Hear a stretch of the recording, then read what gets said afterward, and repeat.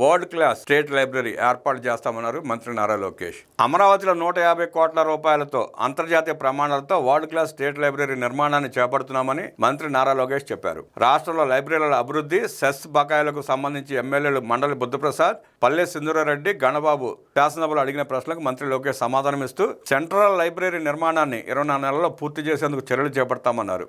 రాష్ట్రంలో లైబ్రరీలకు సంబంధించి మౌలిక వసతులతో పాటు మాన్యుస్క్రిప్ట్లు కాపాడేందుకు చర్యలు తీసుకుంటున్నాం. రాష్ట్రంలో గ్రంథాలయాల అభివృద్ధికి శోభా డెవలపర్స్ అనే సంస్థ 100 కోట్ల విరాళం ఇచ్చేందుకు ముందుకు వచ్చింది. దాతల సహకారాన్ని కూడా తీసుకుని గ్రంథాలయాలను అభివృద్ధి చేసేందుకు చర్యలు తీసుకుంటాం. విశాఖపట్నంలో 20 కోట్ల రూపాయలతో మోడల్ లైబ్రరీ నిర్మాణానికి చర్యలు చేపడుతున్నాం. పిల్లల్లో పఠనాసక్తి పెంచే అంశాన్ని సీరియస్గా తీసుకుని రాబోయే 6 నెలల్లో మార్పులు తెచ్చేందుకు నిర్మాణాత్మక చర్యలు చేపడుతున్నాం. గ్రంథాలయాల్లో కమ్యూనిటీ కార్యక్రమాలను నిర్వహించే అంశాన్ని పరిశీలిస్తున్నాం.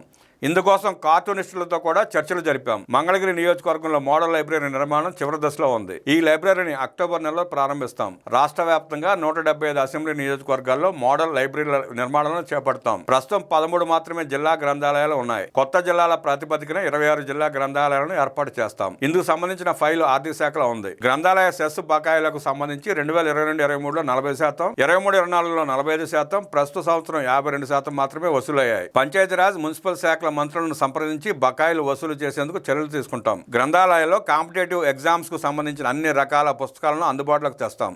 ముఖ్యమంత్రి చంద్రబాబు సూచనల మేరకు డిజిటల్ లైబ్రరీలపై దృష్టి సారించాం. ఇందుకు సంబంధించి ప్రత్యేకంగా రూపొందించిన యాప్ను 100 రోజుల్లో ఆవిష్కరిస్తాం. సభ్యుల సూచనలతో దేశానికే మోడల్గా గ్రంథాలయాలను అభివృద్ధి చేస్తామని మంత్రి నారా లోకేష్ పేర్కొన్నారు.